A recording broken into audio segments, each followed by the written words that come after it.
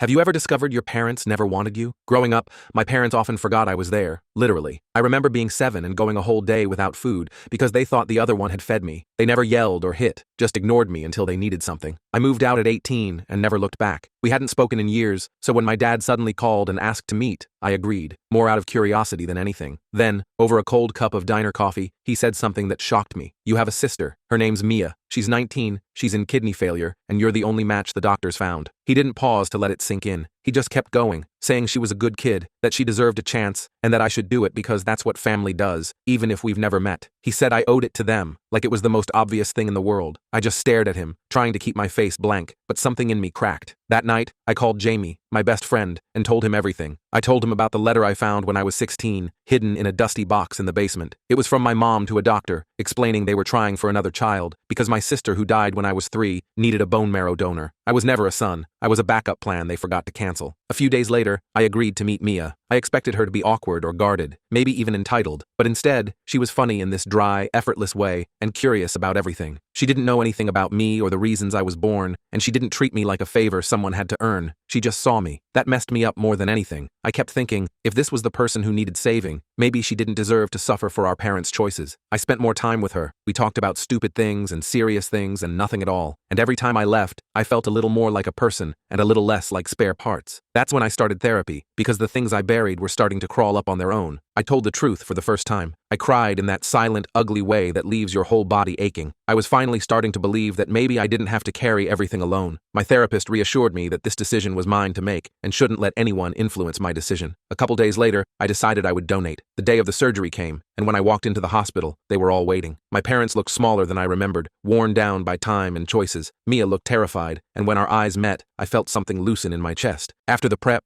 after the sterile lights and the endless paperwork, after the pain, I woke up in recovery to find Mia already smiling from the bed next to mine. She pointed to the bandage at her side and said, "Guess we're stuck with matching scars now," and for the first time in a long time, I laughed without forcing it. Later, my parents came in. I told them how I had felt like spare parts for most of my life, like I was never really a kid, never really theirs. My mom cried the entire time. She said the grief of losing her first daughter hollowed her out, and she didn't know how to be a mother after that. My dad didn't make excuses. He just said he was sorry for being an a-hole, and that he couldn't bear the thought of losing another daughter, even if it meant asking me for something that big. They said they wanted to do better. They asked if I'd consider being part of the family again. I said I'd think about it. Now, I see Mia once a week. She still makes the same dry jokes and still treats me like someone worth knowing. She sends me dumb memes and tells me about her classes and always signs off with, "Thanks again, big bro."